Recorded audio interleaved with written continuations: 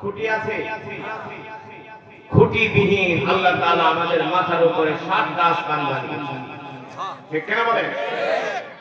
মুসলমান, আমি যে কোরআনুল কারীম আপনাদের সামনে তেলাওয়াত করলাম, এই কোরআন কার?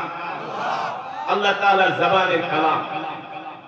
আমি আপনাদের সামনে কোরআনুল কারীমের তেলাওয়াত করেছি, আপনারা শুনেছেন, হৃদয়ের কান দিয়ে শুনেছেন। যদি হৃদয়ের কান দিয়ে শুনে থাকেন, এক একটি হরফের বিনিময়ে আল্লাহ তাআলা আমাদের আমলনামায় কমপক্ষে 10টি করে নেকি দান করেছেন। এক একটি হরফের বিনিময়ে। এই মাজমায়ে যারা উপস্থিত হয়েছেন, এক একজন এক এক খতম করে কোরআনুল কারীমের সওয়াব পেয়েছেন।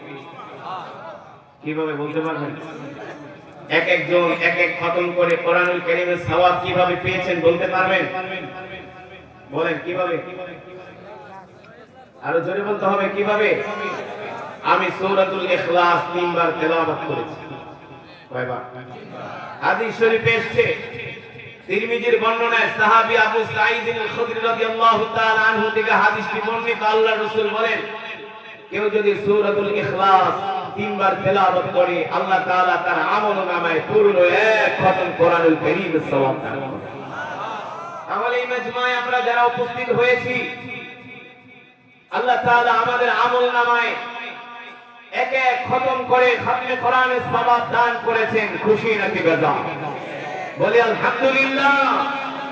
মুসলমান, আমি আপনাদের সামনে যে কোরআন পড়েছি, এই কোরআন আল্লাহ তাআলা বিশ্ব নবীর উপরে নাযিল করেছেন।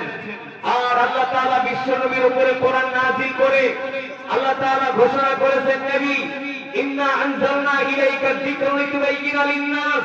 নবী হে আমার, আমি আল্লাহ আপনার সামনে যে কোরআন নাযিল করেছি, এই কোরআন নিয়ে আপনি ঘরে বসে থাকবেন না। এই কোরআন দিয়ে আপনি মক্কার কাফেরদেরকে দাওয়াত দেন, আবু জেহেলকে দাওয়াত দেন, আবু লাহাবকে দাওয়াত দেন, উতবা শাইবাকে দাওয়াত দেন। মুসলমান, মক্কার কাফেররা আল্লাহর নবীর কোরআনের দাওয়াত গ্রহণ করে নাই। আল্লাহর নবীকে মিথ্যাবাদী বলেছে, আল্লাহর নবীকে জাদুকর বলে গালি দিয়েছে, আল্লাহর নবীকে গণক বলে গালি দিয়েছে, আল্লাহর নবীকে কবি বলে গালি দিয়েছে। আল্লাহ তাআলা ডাক দিয়ে বলে, হাবিব, আপনি মন খারাপ করবেন না। মক্কার কাফেরদের সামনে আপনি কোরআনের দাওয়াত দিয়ে যান। মক্কার কাফেরদেরকে ভয় পাবেন না।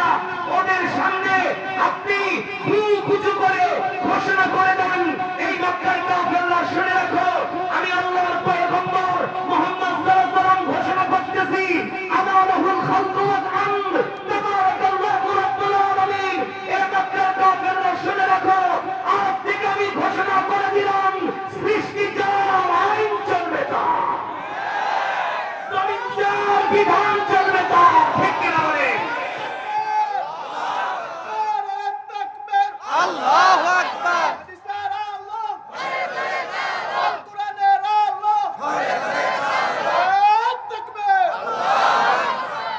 আপনাদের কি ক্ষুধা লাগছে? দুর্বল হয়ে গেছে? এই স্লোগান দিয়া আর এই শক্তি দিয়া, এই আওয়াজ দিয়া নাস্তিকদের একটা পশমও শিখতে পারবে না। কোরআনের বয়ান যতক্ষণ চলবে, ময়দান কাঁপবে। কোরআনের বয়ান যতক্ষণ চলবে, ময়দান কাঁপবে। ঠিক কি বলেন? আজকে বসে নাস্তিক মুত্তাকিরা যাতে বুঝে, এখানে কিছু আল্লাহর পাগলেরা বসে আছে। আমরা কার পাগল? আল্লাহ। বলেন, আমরা কার পাগল? আল্লাহ। আমরা আল্লাহর পাগল, দুনিয়ার পাগল না, সম্পদের পাগল না, ক্ষমতার পাগল না, নারীর পাগল না, বাড়ির পাগল না। আমরা আল্লাহর পাগল। মানুষ আমাদের পাগল বলে বলুক, তাতে আমাদের কিছু যায় আসে না।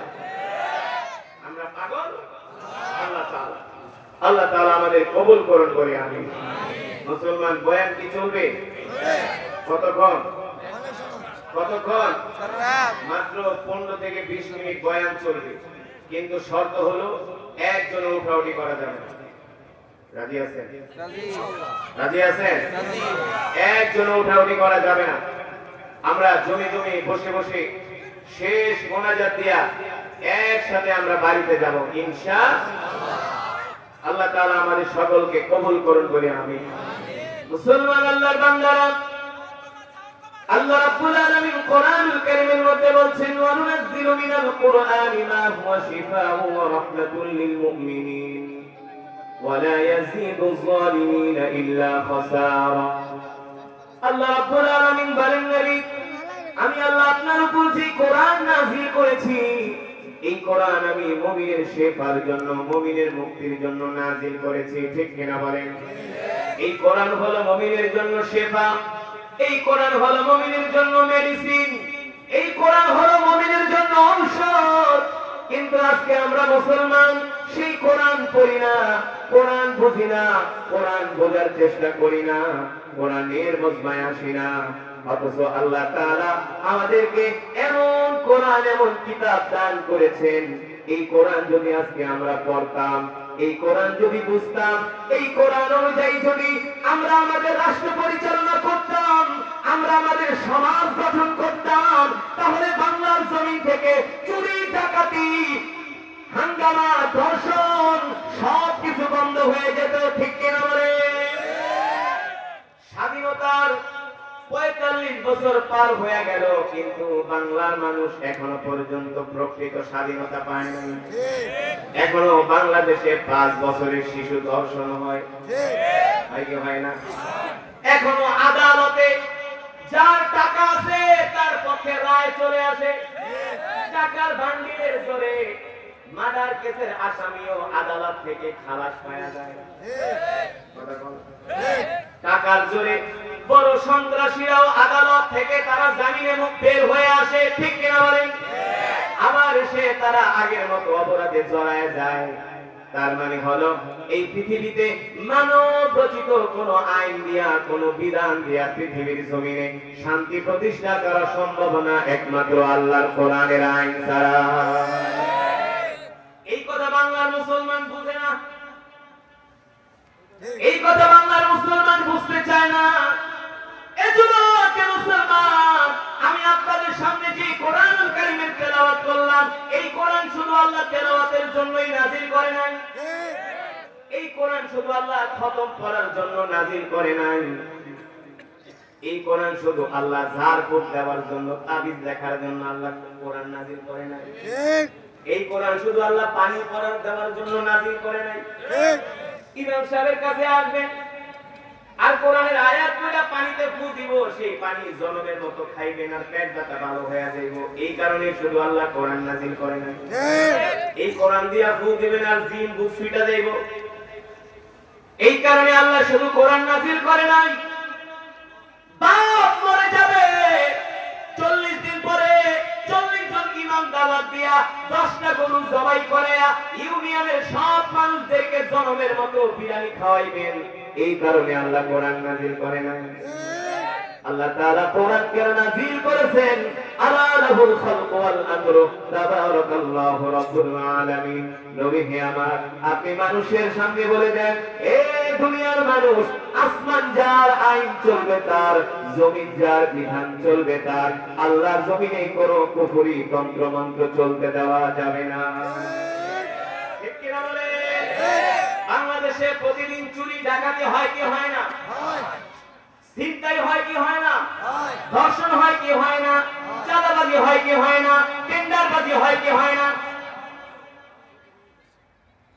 বিগত যারা ক্ষমতায় ছিল তারা 94,000 বিলিয়ন ডলার চুরি করে নিয়ে গেছে। বর্তমানে বাংলাদেশ ঋণ আছে 97,000 বিলিয়ন ডলার, আর চুরি করে নিছে 94,000 বিলিয়ন ডলার। তার মানে ওই 94,000 বিলিয়ন ডলার দিয়া পদ্মা সেতুর মতো 30টা সেতু বানানো যাইত। ওই 94,000 বিলিয়ন ডলার দিয়া 3,000 যুদ্ধ বিমান কিনা যাইত। ওই 94,000 বিলিয়ন ডলার দিয়া পুরা বাংলাদেশটাকে সিঙ্গাপুর বানানো যাইত। আগে যারা ক্ষমতায় ছিল তারা যে বলতো বাংলাদেশ সিঙ্গাপুর হয়ে গেছে, আসলে তো সিঙ্গাপুর ছিল, কিন্তু চুরি করে তো সব খায়া ফেলাইছে। ঠিক কিনা বলেন? মালয়েশিয়াতে কোনো চুরি নাই, এই জন্য আজকে মালয়েশিয়া উন্নত। মালয়েশিয়ার মন্ত্রী এমপিরা দেশের টাকা পাচার করে না, সিঙ্গাপুরের এমপি মন্ত্রীরা ওই দেশের যারা শাসক আছে তারা টাকা পাচার করে না, এই কারণে তাদের দেশ এত উন্নত। কিন্তু দিন দিন আমাদের দেশ শুধু অধপতনের দিকে যাচ্ছে, ঠিক কিনা বলে? অনেকে বলে হুজুর অনেক স্বপ্ন নিয়ে দেশটা স্বাধীন করলাম, আবার 24শে জুলাই আবার 2024 আইসা আর একটা আমরা স্বাধীনতা পাইলাম, কিন্তু কামের কাম কিছুই হইল না। আল্লাহর কসম করে বলি, এই পৃথিবীর জমিনে মানব রচিত কোন গণতন্ত্র তন্ত্র সমাজতন্ত্র রাজতন্ত্র দিয়া এই পৃথিবীর জমিনে শান্তি প্রতিষ্ঠা হয় নাই, হবেও না, একমাত্র মদিনার ইসলাম ছাড়া, ঠিক কিনা বলে? মদিনার ইসলাম ছাড়া। এই যে আমি আপনাদের দেশে ওয়াজ করতে আসছি, ঢাকা শহর রওনা দিব, ঢাকায় যদি জানে আমার কাছে কিছু টাকা পয়সা আছে, হাইওয়ের মাস্টার রাজখানে আমাকে রামদাও নিয়ে অ্যাটাক করবে। এই পর্যন্ত আমার গাড়ি 4বার টাকা কিনেছে। কয়বার? 4বার টাকা কিনেছে। আপনাদের টাঙ্গাইল থেকে সিরাজগঞ্জ যাচ্ছি, এই যমুনা সেতু পার হয়ে মাত্র 2 কিলো, পর্দার মোড় থেকে মাত্র 1 কিলো যাইতে না যাইতে মাগরিবের সময়, তাও মাগরিবের আজানের পরে হঠাৎ করে দেখি গাড়ির ভিতরে ধামধুম শব্দ, বাইরে দেখি 10-12 জন রামদাও নিয়ে দাঁড়ায় রয়েছে। হুজুর যা আছে দিয়া যান। আমি কই বেটা অন্ত ওয়াজ শুরু করলাম না, কিন্তু ধরবি আমার রাত 12টার পরে, রাত 12টার পরে ধরে না কিছু পাবি পয়সা পাতি। এখন তো আমার পকেট খালি, কত কথা বুঝি না। মোবাইল দেন হুজুর, মোবাইল দেন, জুতা খুলে দেন, ঘড়ি খুলে দেন। জুতা নিয়ে গেল, মোবাইল নিয়ে গেল, ঘড়ি নিয়ে গেল। চোখের সামনে ডাকাতি হচ্ছে, কেউ কোনো প্রতিবাদ করলো না, দেখাও না, দেখার বান্ধের জায়গা। কিন্তু আল্লাহর কসম করে বলি, বাংলার জমিনে যদি কোরআনের আইন থাকতো, কোন মহাসড়কে হাইওয়ে কোন জায়গায় ডাকাতিরা ডাকাতি করতে সাহস পেত না, ঠিক কিনা বলে?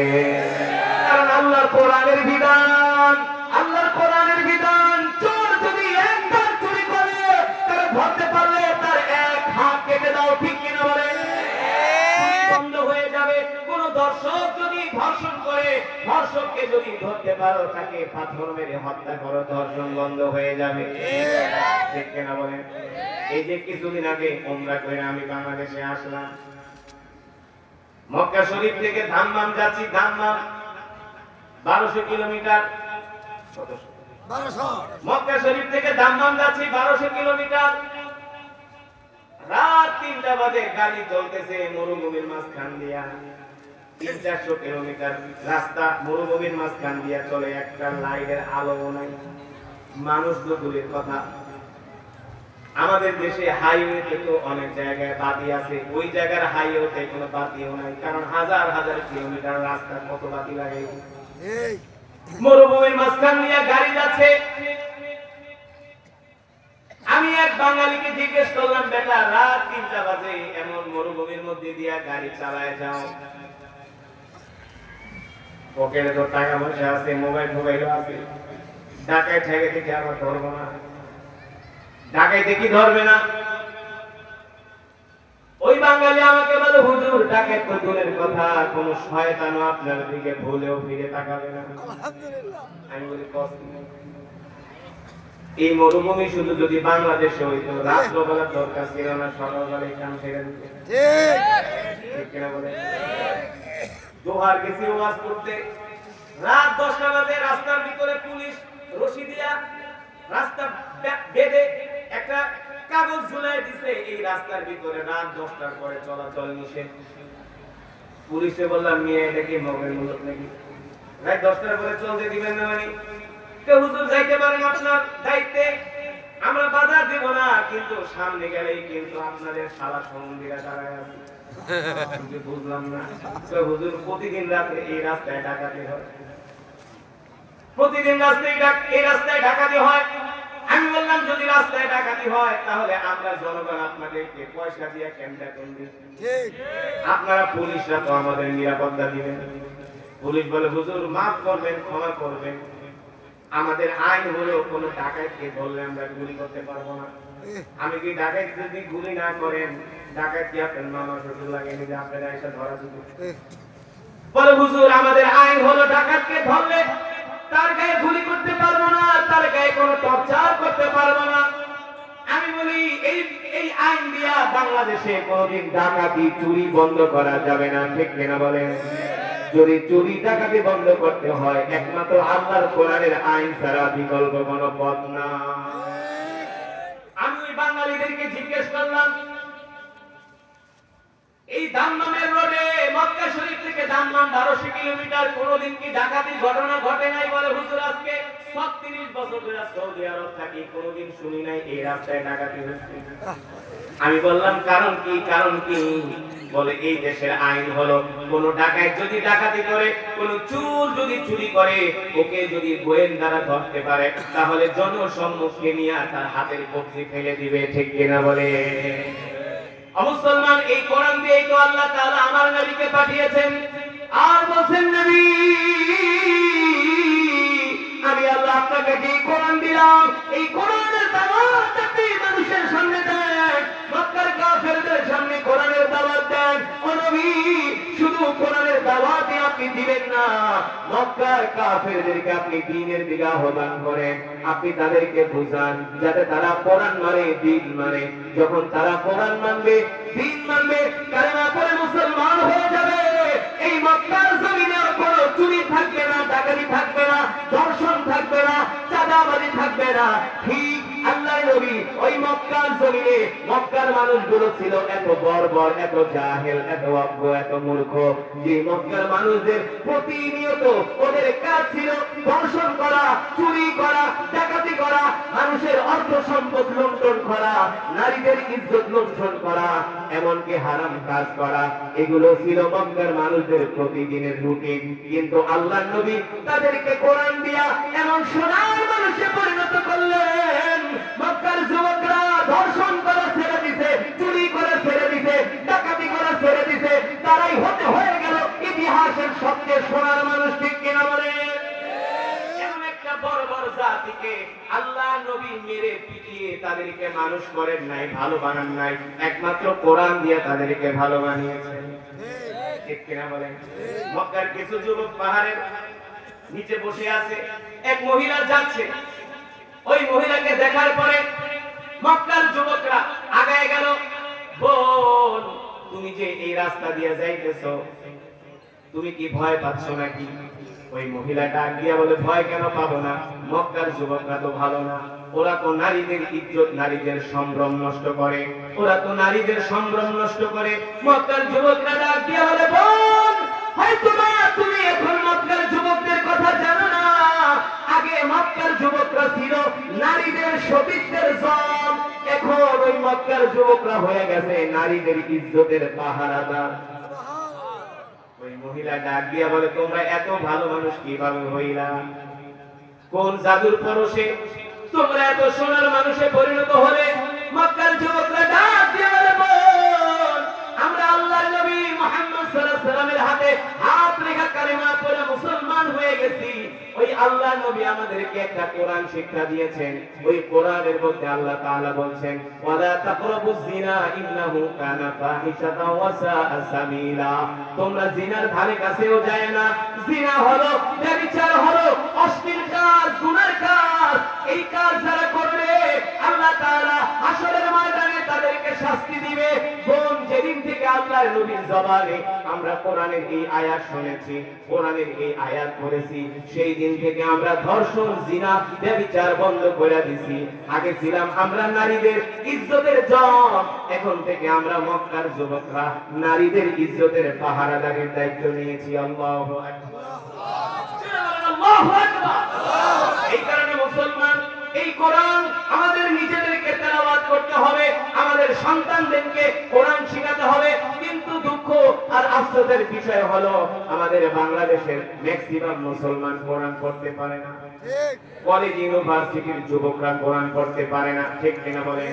কলেজ ইউনিভার্সিটিতে কোরআন নাই, ধর্মীয় শিক্ষা নাই। আজকে ধর্মীয় শিক্ষা না থাকার কারণে আমাদের সন্তানগুলো তারা নাস্তিক হয়ে যাচ্ছে, মুরতাদ হয়ে যাচ্ছে। আজকে প্রত্যেকটা কলেজ ইউনিভার্সিটিতে অস্ত্রের ঝনঝনানি, তাদের মাঝে দিন নাই। এর জন্য একমাত্র আমরাই দায়ী। এই সমাজকে যদি পরিবর্তন করতে হয় একমাত্র আল্লাহর কোরআন দ্বারাই এই সমাজ পরিবর্তন করা সম্ভব, ঠিক কিনা বলেন? মুসলমান, আল্লাহ নবীর একজন সাহাবী ছিল যার নাম হলো মুসআব বিন উমাইর। নাকি এই মুসআব বিন উমাইর ছিল মক্কার একজন সুদর্শন যুবক। এই মুসআব বিন উমাইর ছিলেন একজন কবি স্বভাবের মানুষ, শিক্ষিত মানুষ। আবু জেহেল আবু লাহাবরা দেখলো প্রতিদিন মক্কার যুবকরা আল্লাহ নবীর মজমায় এসে কোরআনুল কারীমের তেলাওয়াত শুনে তারা কালেমা পড়ে মুসলমান হয়ে যাচ্ছে। মক্কার যুবকরা প্রতিদিন কোরআন শুনে কালেমা পড়ে তারা মুসলমান হয়ে যাচ্ছে। এই অবস্থা দেখে মক্কার বড় বড় লিডার আবু সুফিয়ান, ওলীদ ইবনে মুগীরা, আবু লাহাব, আবু জেহেলদের মতো নেতারা চিন্তিত হয়ে গেলেন, টেনশনে পড়ে গেলেন। এইভাবে যদি মক্কার যুবকরা কালেমা পড়ে মুসলমান হয়ে যায় তাহলে তো আর কিছুদিন পরে এই মক্কার জমিনে আমাদের সমর্থক খুঁজে পাওয়া যাবে না। আর মুহাম্মাদের কাছে যেই যুবকই যায় মুহাম্মাদের কোরআন তেলাওয়াত শোনার পরে তারা কালেমা পড়ে মুসলমান হয়ে যায়। আল্লাহু আকবার। কোরআন এমন এক কিতাব যে কোরআনের তেলাওয়াত শুনলে পাথরের মতো হৃদয়টা মোমের মতো গলে যায়। সুবহানাল্লাহ। ঠিক কিনা বলেন? অনেক মানুষ কোরআনের অর্থ জানে না, কোরআনের ব্যাখ্যা জানে না, অনুবাদও জানে না, তারপরেও কোরআনের তেলাওয়াত শুনলে দিলের মধ্যে আসর করে। করে কি করে? দিলের মধ্যে আসর করে। আবু জেহেল চিন্তা করলো মক্কার যুবকরা মুহাম্মাদের হাতে হাত রেখে কালেমা পড়ে মুসলমান হয়ে যাচ্ছে, কিন্তু আমাদের ভাতিজা মুসআব বিন উমাইর তিনি হলেন একজন মক্কার সুশিক্ষিত যুবক, নেতা টাইপের যুবক।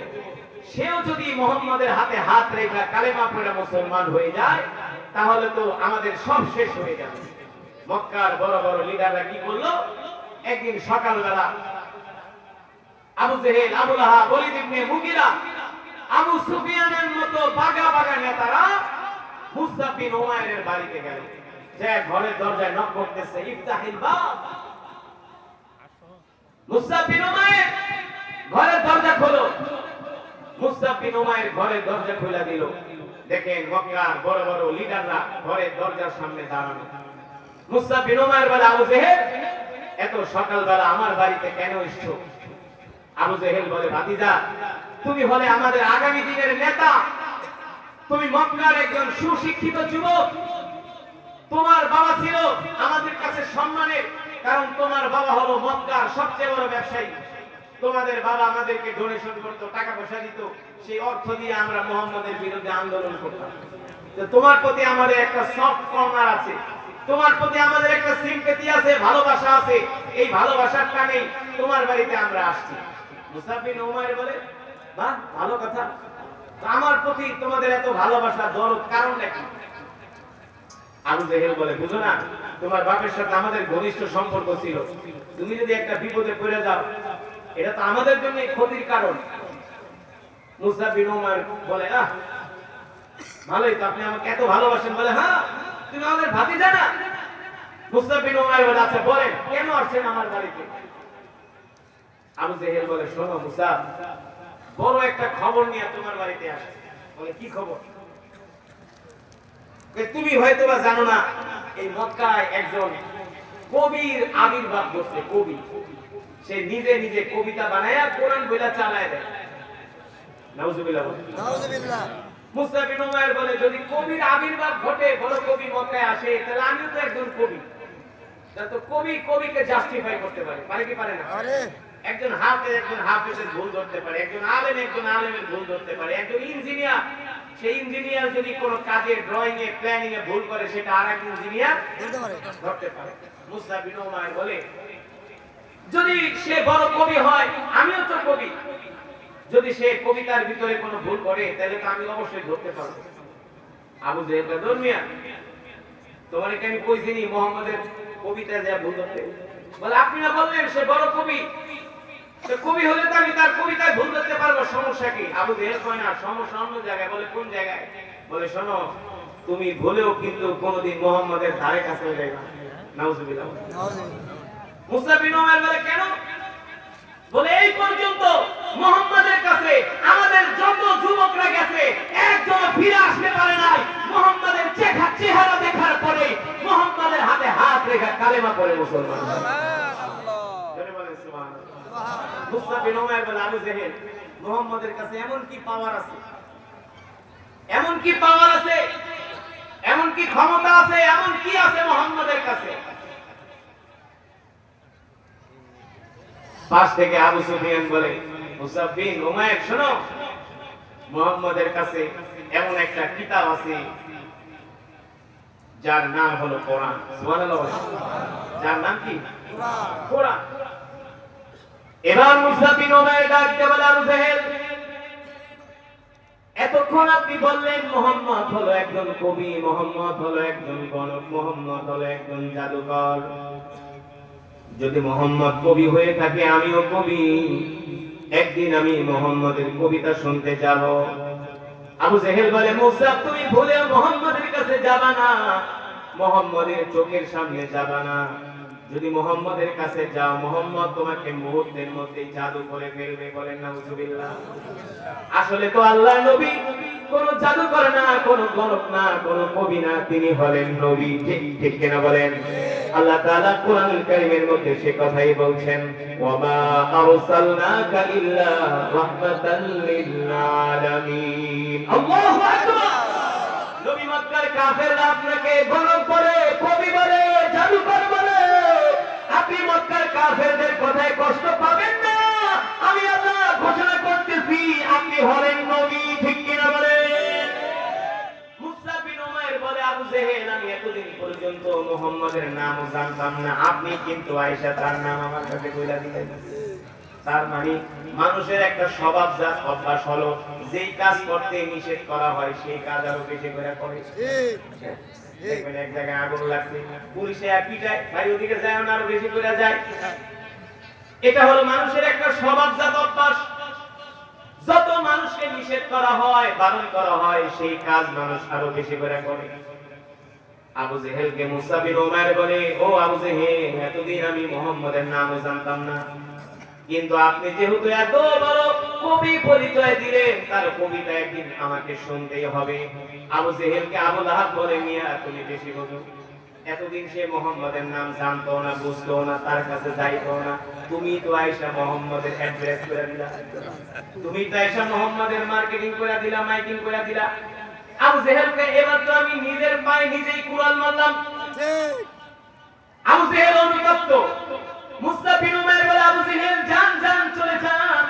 মুহাম্মদ যদি কবি হয়ে থাকে, গণক হয়ে থাকে, জাদুকর হয়ে থাকে, আমি মুহাম্মদকে দেখলেই জাস্টিফাই করতে পারবো, আমি বুঝতে পারবো সে আসলে কবি নাকি অন্য কিছু। এবার আবু জাহেলরা চলে গেল। মুসা বিন উমাইর মনে মনে চিন্তা করে, যেই মানুষটার নামে এত বদনাম আমার কাছে বললো, এত কিছু যেই মানুষটার সম্বন্ধে বললো, আমি তো একজন মক্কার শিক্ষিত যুবক, আবু জাহেলের কথায় আমি কান দিব না, আমি আমার নিজের চোখ দিয়া একদিন মুহাম্মদকে দেয়া নিজেই জাস্টিফাই করব। আল্লাহু আকবার। সিরাতের কিতাবের মধ্যে আসছে, এ যুবক, তুমি তো মুসলমানের সন্তান হয়ে কোরআন পড়ো না, কোরআন বুঝো না, নামাজ পড়ো না, মসজিদে আসো না, কোরআনের মাহফিলে আসো না, অথচ মুসা বিন উমাইর হলো একজন কাফের, একজন কাফের, মূর্তি পূজক, একজন কাফের। সে কাফের হয়ে নিজে নিজে চিন্তা করতেছে যে আমাকে একদিন মুহাম্মাদের কাছে যেতেই হবে। আসলে সে কি বানায় বানায় কবিতা বলে নাকি, এটা আমাকে বুঝতেই হবে, এটা আমাকে জাস্টিফাই প্রমাণ করতেই হবে। এবার মুসা বিন উমাইর বলে, একদিন সন্ধ্যার পরে ঘুটঘুটে অন্ধকার হয়ে গেল, দিনের আলোতে আমি মুহাম্মাদের কাছে যাব না, গেলে তো মক্কার মানুষ দেখে ফেলবে। মুসা বিন উমাইর বলে, একদিন আমি সন্ধ্যার সময় বের হলাম ঘুটঘুটে অন্ধকারের মধ্যে। বর্তমানে বাইতুল্লাহর পাশে একটা পাহাড় আছে, যার নাম হলো জাবালে আবু কুবাইস নামী। বাদশার বাড়ির পাশে এই পাহাড়টা, যেখানে মানুষের মাল সামানা হারায় গেলে ওইখান থেকে মাল সামানাগুলো দেওয়া হয়, এই পাহাড়টা এখনো আছে বাইতুল্লাহর পাশে, কাবা শরীফের পাশে, জাবালে আবু কুবাইস। ওই পাহাড়ের পাদদেশে এক জায়গায় ছোট একটা স্পেস করে বসে আল্লাহর নবী সাহাবীদেরকে কোরআন শোনাতেন। সাহাবীদের ওই সময় তো আর আধুনিক মক্কা ছিল না, 1450 বছর আগে রাস্তাঘাট ছিল না। মনে করেন একটা পাহাড়ের নিচে গাছের তলায় বসে আল্লাহর নবী সাহাবীদেরকে কোরআনের দল দিতেন, কোরআনুল কারীমের তেলাওয়াত করে শোনাতেন। মুসা বিন উমাইর বলে, আমি একদিন সন্ধ্যার সময় ঘর থেকে বের হয়ে গেলাম মুহাম্মদকে দেখার জন্য। আমি আস্তে আস্তে করে হেঁটে হেঁটে আমি মুহাম্মদের কাছে যাচ্ছি। সে যেখানে বসে কোরআন পড়ে, আমি হেঁটে হেঁটে যাচ্ছি। যেতে যেতে একেবারে আমি আল্লাহ নবীর কাছ পর্যন্ত পৌঁছায় গেলাম। আল্লাহ নবী যেখানে বসা সেখান থেকে আমি হয়তো বা কয়েকশো মিটার দূরে। আমি তাকায় দেখি আল্লাহর পয়গম্বর মুহাম্মদ সাল্লাল্লাহু আলাইহি সাল্লাম সাহাবীদেরকে কোরআনের বয়ান করতেছে। আল্লাহু আকবার। আমি আমার এই চোখ দিয়া, আমার এই চোখের নজর যখন মুহাম্মদ সাল্লাল্লাহু আলাইহি সাল্লামের চেহারার উপরে পড়লো, এক পলকে আমি এতটুকু বুঝতে পারলাম মুহাম্মদের মতো এত সুন্দর মানুষ মক্কার জমিনে একজনও না। মুসতাফির উমাইর বলে আল্লাহর পয়গম্বরকে দেখার পরে আমার কাছে মনে হলো আকাশের চাঁদ জামালে আবু কুবাইসের পাদদেশে আকাশ থেকে চাঁদ উদিত হয়েছে। আল্লাহু আকবার। আল্লাহর নবীর চেহারা এত সুন্দর, আমার নবীর মতো এত সুন্দর করে আল্লাহ পৃথিবীতে কোন মানুষ কোন পয়গম্বরকে সৃষ্টি করেছে? আমার নবীর মতো এত সৌন্দর্য আল্লাহ তাআলা পৃথিবীর কোন মানুষকে দান করে নাই। এমনকি পয়গম্বর ইউসুফ আলাইহিস সালাম কেও না। পয়গম্বর ইউসুফ আলাইহিস সালাম এত সুন্দর ছিলেন, আল্লাহর নবী বলে আমার ভাই ইউসুফকে আল্লাহ তাআলা সাদা সুন্দর বানাইছে, আর আল্লাহ তাআলা আমাকে লাল সুন্দর বানাইছে। সুবহানাল্লাহ বলেন। আল্লাহর নবী যখন হাসি দিত তার গাল দুটো, তার চেহারাটা ডালিমের মতো লাল হয়ে যেত। এত সুন্দর ছিলেন আমার নবী রাহমাতুল লিল আলামিন। মুসআব বিন উমাইর বলে আমি এক নজর যখন আল্লাহর নবীর চেহারা দিকে তাকাইলাম, আমি বুঝতে পারলাম মক্কার জমিনে এত সুন্দর মানুষ একজন নাই। আমার কাছে মনে হলো এই জাবালে আবু কুবাইসের পাদদেশে মনে হয় আকাশ থেকে একটা চাঁদ উদিত হয়েছে। আমি তার সৌন্দর্য দেখে এতটা মুগ্ধ হয়ে গেলাম, আমি এক নয়নে আল্লাহর নবীর দিকে তাকায় থাকতে রইলাম। এবার আল্লাহ নবী কোরআন পড়ে, মুসআব বিন উমাইর বলে আমি যতই তার কোরআন শুনি ততই আমি মুগ্ধ হয়ে যাই। আর জোরে বলেন সুবহানাল্লাহ। যত আমি আল্লাহর নবীর কোরআন শুনি ততই মুগ্ধ হয়ে যাই। এবার মুসআব বিন উমাইর মনে মনে ভাবে আবু জেহেল না বলছিল সে বানায় বানায় কবিতা বলে, আবার না বলছিল মুহাম্মদ একজন পাগল, নাউজুবিল্লাহ, মুহাম্মদ একজন গণক, একজন জাদুকর। কিন্তু আবু জেহেলের কথার সাথে তো কোনো মিল পাই না। পাগলের চেহারা তো এত সুন্দর হতে পারে না। আরে পাগল থাকে খুশকো খুশকো চুল, পাগলের শরীরে থাকে ময়লা, জামাগুলো থাকে একেবারে ময়লা যুক্ত। পাগলকে দেখলেই বোঝা যায় খায় না, দায় না, ঘুমায় না। পাগলকে দেখলেই বোঝা যায় তার বডি স্ট্রাকচার নষ্ট হয়ে গেছে। কিন্তু মুসআব বিন উমাইর বলে আমি মুহাম্মদ সাল্লাল্লাহু আলাইহি সাল্লামের চেহারা দিকে যতবার তাকাই আমি আমার নজর ফিরাইতে পারি না। এত সুন্দর সুদর্শন মানুষ আজ পর্যন্ত আমার চোখে কোনোদিন মক্কার জমিনে পড়ে না। মুসআব বিন উমাইর বলে আমিও তো একজন সুদর্শন যুবক। মুসআব বিন উমাইর বলে আমি আল্লাহর নবীর জবানে কোরআন শুনলাম, অনেকক্ষণ দাঁড়িয়ে দাঁড়িয়ে আমি তার চেহারা দিকে তাকায় রইলাম। রাত গভীর হয়ে গেল, আমি বাড়িতে চলে আসলাম। রাত্রবেলা ঘুমাইতে পারলাম না, শুধু চিন্তা করি এই মানুষটা এত সুন্দর, এই মানুষটা এত সুন্দর করে কোরআন পড়ে, কিন্তু আবু জেহেল তাকে পাগল বলে, তাকে গণক বলে, তাকে জাদুকর বলে। মুসআব বিন উমাইর বলে হয়তোবা আমি প্রথম দিন ভুল দেখতে পারি, দ্বিতীয় দিন আমি আবার তাকে প্রমাণ করার জন্য যাব। মুসআব বিন উমাইর বলে হয়তোবা প্রথম দিন আমার ভুল হইতে পারে, দ্বিতীয় দিন আমি আমার কনফিউশন, দ্বিতীয় দিন আমি আমার সন্দেহটা দূর করার জন্য আবার যাব। আবার মুসআব বিন উমাইর বলে আমি দ্বিতীয় দিন আবার গেলাম। মুসআব বিন উমাইর বলে দ্বিতীয় দিন যায়া আল্লাহ নবীর তেলাওয়াত শুনে আমি আরো মুগ্ধ হয়ে গেলাম। সুবহানাল্লাহ। মুসআব বিন উমাইর বলে গভীর রাত হয়ে পড়ল, আবার বাড়িতে চলে আসলাম। এবার আমি সিদ্ধান্ত নিলাম তৃতীয় দিন আমি আবার আল্লাহর পয়গম্বরের জবানে কোরআন শুনতে যাব। আল্লাহু আকবার। জোরে বলেন আল্লাহু আকবার। মুসআব বিন উমাইর বলে আমি আবার তৃতীয় দিন গেলাম, যে দেখি আল্লাহর নবী সাহাবীদেরকে কোরআন তেলাওয়াত করে শোনাচ্ছেন। আমি দূর থেকে দাঁড়িয়ে দাঁড়িয়ে আমি বিমোহিত বিমুগ্ধ হয়ে আল্লাহর নবীর জবানে কোরআন শুনতে লাগলাম। হঠাৎ করে আল্লাহ নবী নজর চলে গেল মুসআব বিন উমাইরের দিকে। আল্লাহ নবী দেখেন প্রতিদিন একটা যুবক কোরআনের মজমায় আয়েশা দূর থেকে দাঁড়ায় দাঁড়ায় কোরআন শুনে আবার চলে যায়। আল্লাহ নবীও একদিন দুদিন দেখছে ডাক দেয় নাই, এবার তৃতীয় দিন তাকে ডাক দিছে, তাআলা ইয়া শাবাব, এই যুবকের দিকে আসো, এই যুবকের দিকে আসো, তুমি কোত্থেকে আসছো, তোমার নাম কি? বলে আমার নাম হলো মুসআব বিন উমাইর। আল্লাহু আকবার। আল্লাহ নবী বলে তুমি কি মুসআব বিন উমাইর? বলে হ্যাঁ, আমি তো তোমার বাবাকে চিনি, তোমার বাবা তো হলো মক্কার সবচেয়ে বড় ব্যবসায়ী, তোমার বাবা তো হলো হুয়া তাজিরুন কাবীরুন জিদ্দান, অনেক বড় ব্যবসায়ী, আমি তাকে চিনি। কিন্তু তোমার বাবা তো একজন মূর্তি পূজক কাফের।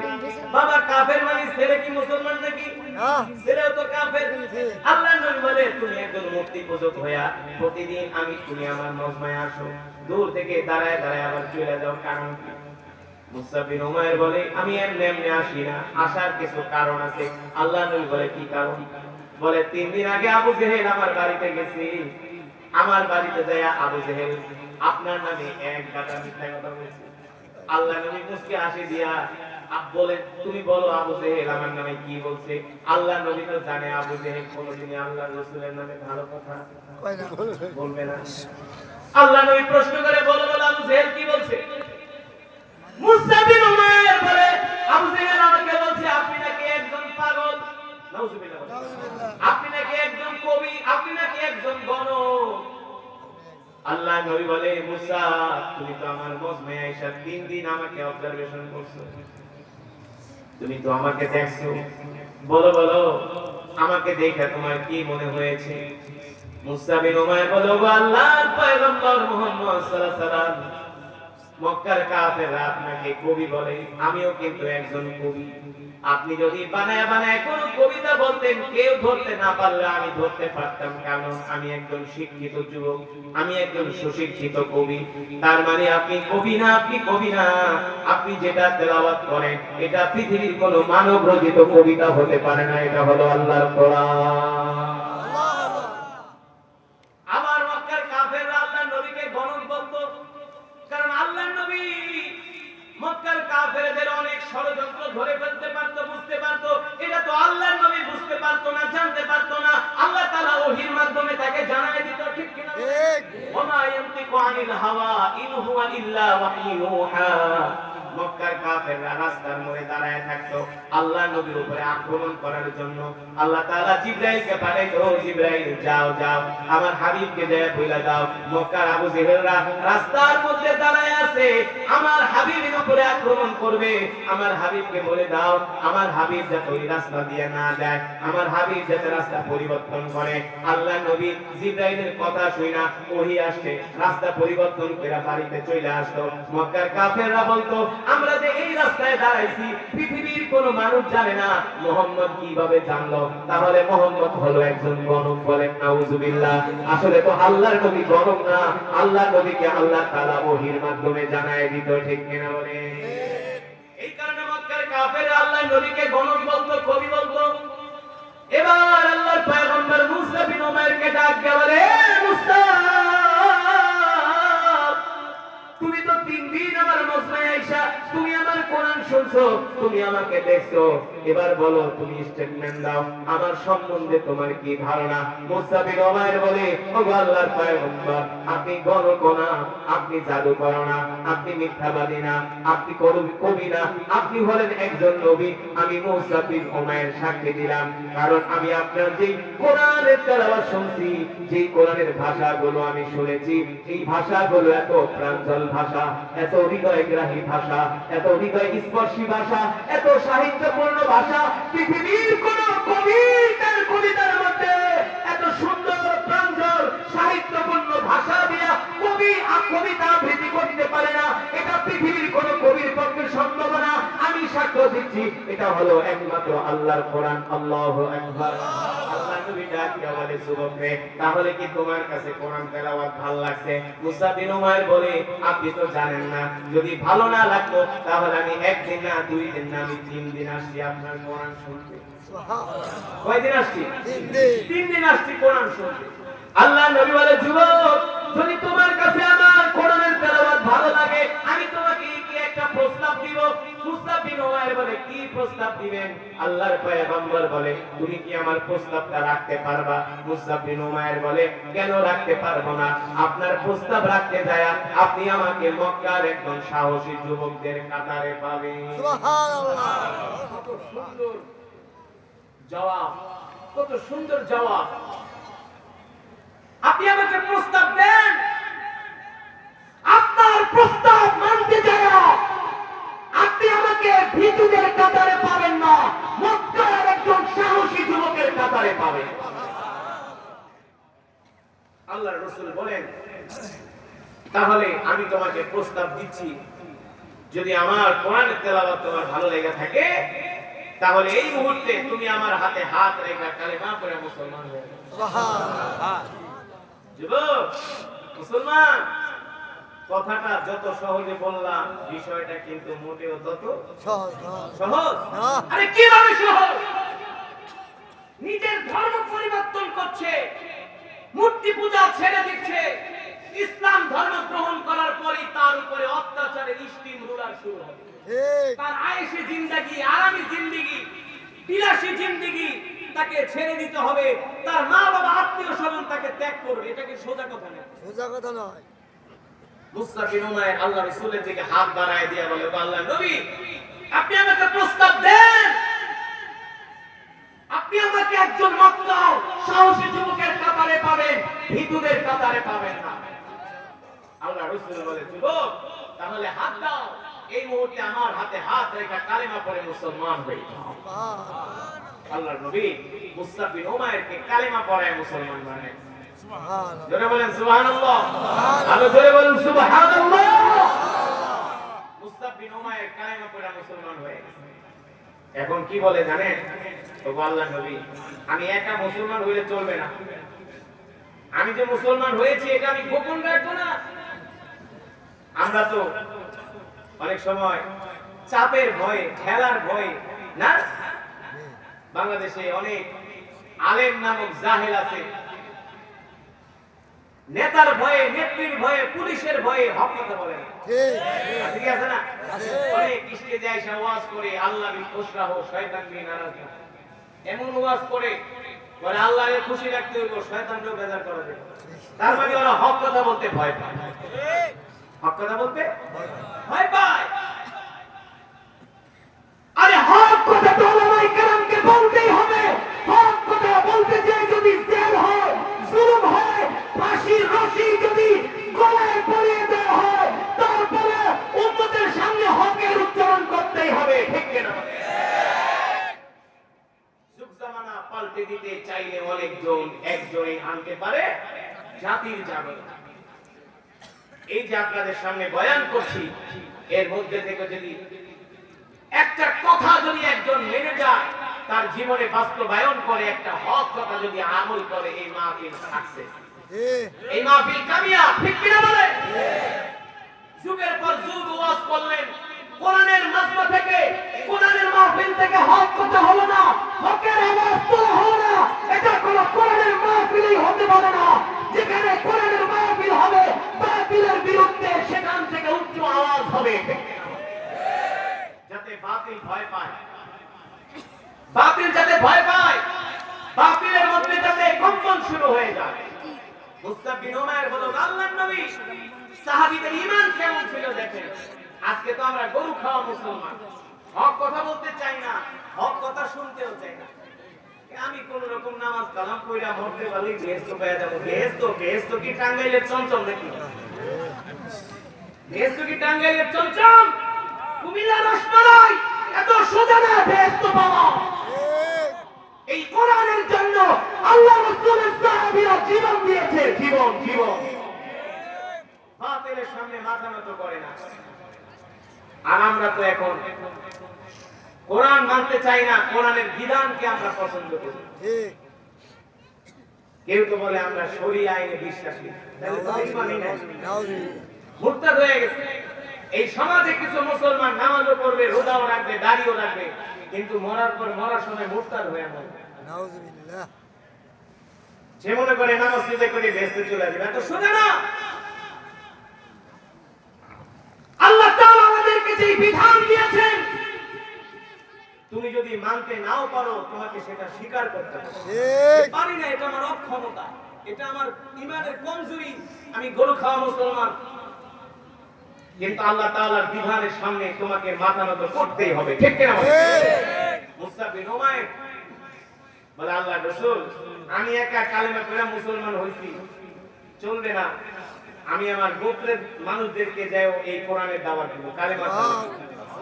সাহাবায়ে কেরাম বলে, মুসা একটু রোয়া শোয়া, আস্তে আস্তে।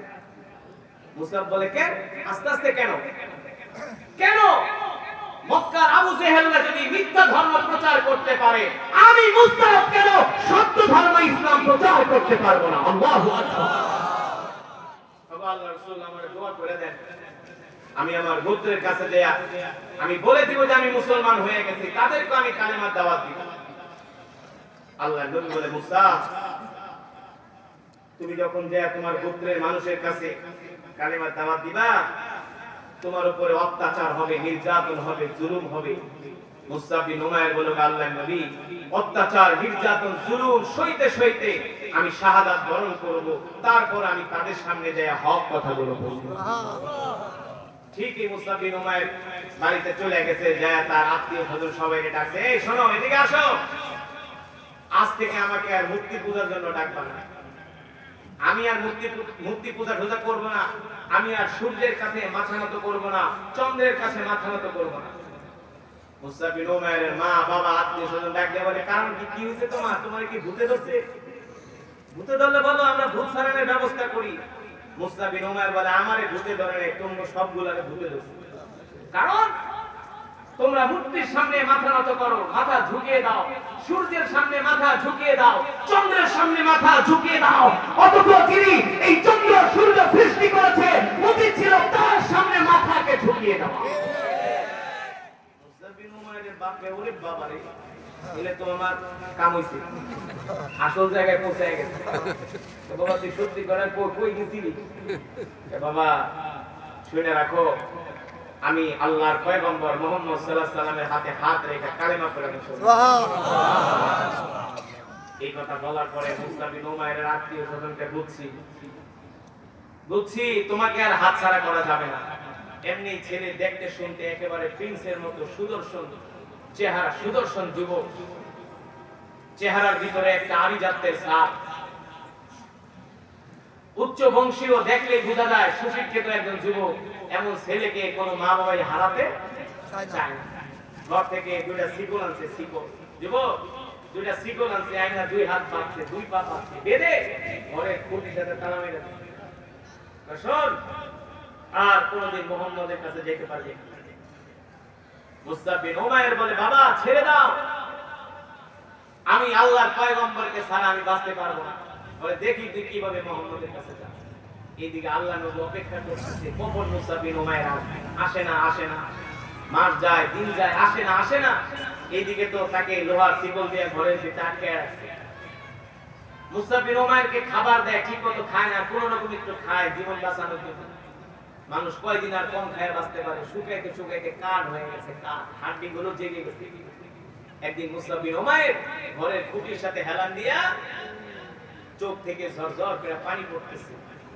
তার মা ডাক দিয়া বলে, বাবা তুমি কি তোমার মায়ের জন্য কাঁদো না তোমার বাবার জন্য?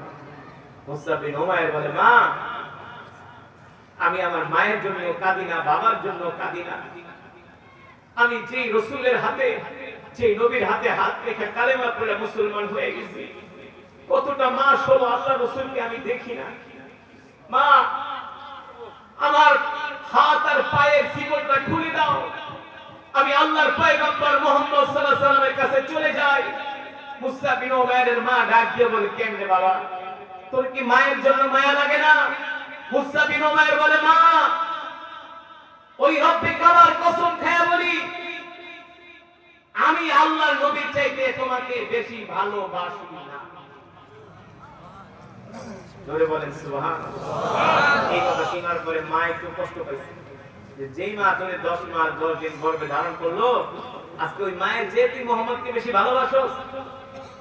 মায়ের মন তো ঠিক আছে, ছেলেটার এইভাবে আর কয়দিন কষ্ট দিব, খায় না দায় না, দিতে রাগ কইরা শিকল কইরা যা মুহাম্মদের কাছে যা। এবার মুসা বিন উমাইর তার মা মাথায় হাত দিয়ে বলে, মা আমাকে ক্ষমা করে দিও, আমি তোমাকে ছাড়া বাঁচতে পারবো কিন্তু আল্লাহর পয়গম্বরকে ছাড়া বাঁচতে পারবো না। এই কথা চলে গেছে আল্লাহ রাসূলের কাছে। আল্লাহ নবী তো মুসা বিন উমাইরকে দেখে চিনতে পারে না, শুকায়া কাঠ হয়ে গেছে, কঙ্কাল। আল্লাহ নবী ডাক দিয়ে বলে, মুসা তোমার এই অবস্থা কেন? মুসা বিন উমাইর বলল, আল্লাহর নবী, যেদিন আমি আপনার হাতে হাত রেখে কালেমা পড়ে মুসলমান হয়ে বাড়িতে গিয়েছি, আপনি না বলছিলেন ইসলাম ধর্ম গ্রহণ করলে আমার উপর অত্যাচারী নিষ্ঠুরতা চালানো হবে। ওটা আল্লাহ রাসূল সেটাই হয়েছে। আমার আত্মীয় স্বজন গোত্রের মানুষ আমাকে ঘরের ভিতরে তালা মেরে রাখছে।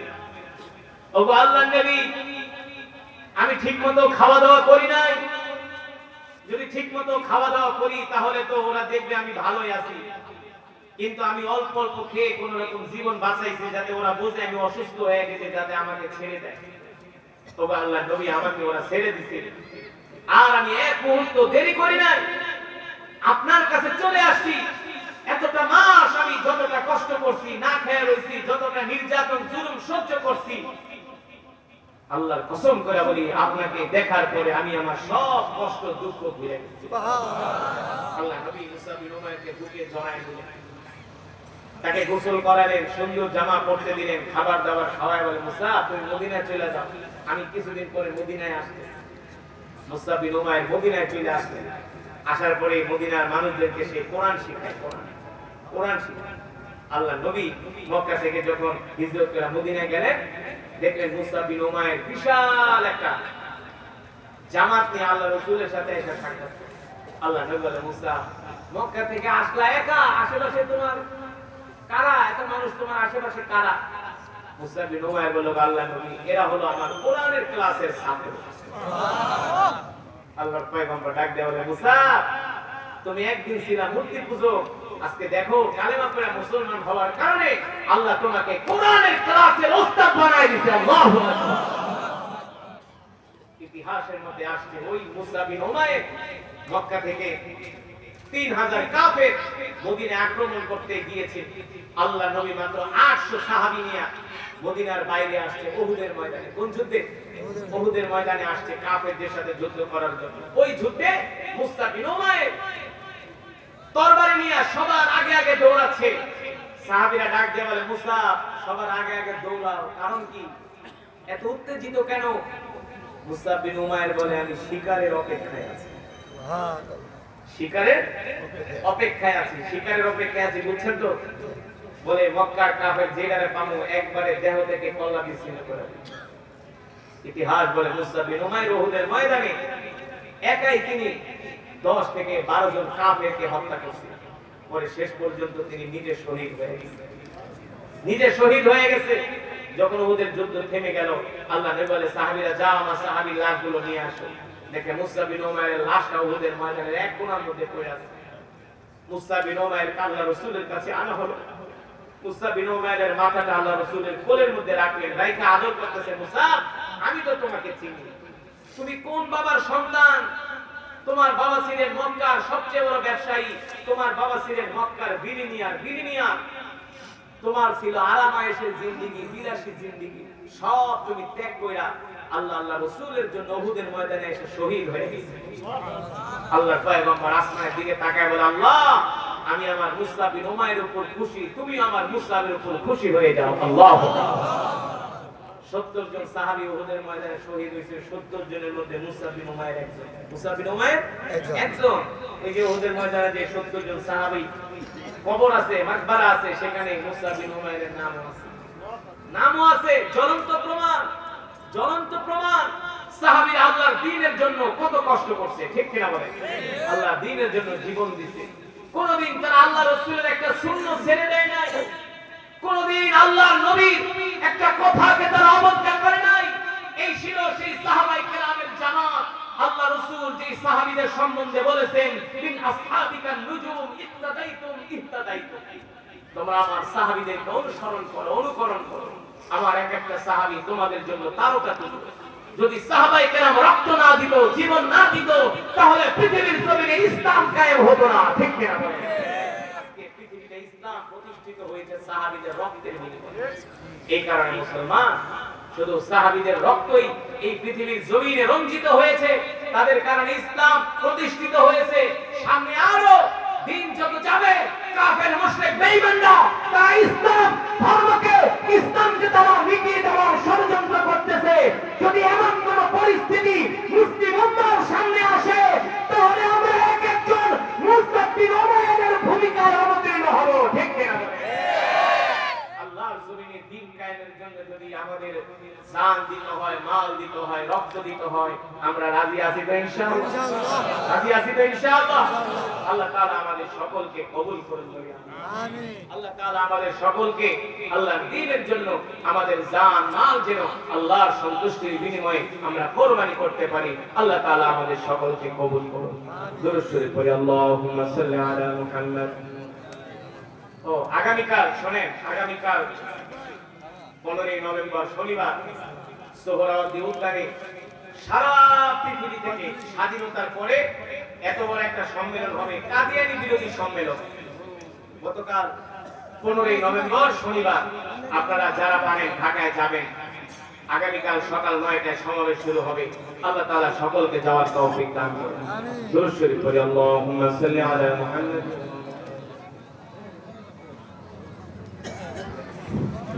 ভাই বসেন, বসেন, মনোযোগ দিয়ে যান, বসেন, বসেন, মনোযোগ করে যান। শেষ ভালো যার, সব ভালো তার। বসেন, এখনই দোয়া হবে, আপনারা বসেন, এখনই দোয়া হয়ে যাবে। আলহামদুলিল্লাহ, আল্লাহ পাকের দরবারে লাখ কোটি শুকরিয়া। মির্জাপুর ইসলামী যুব কল্যাণ পরিষদ ও দারুল উলুম মাদ্রাসার ব্যবস্থাপনায়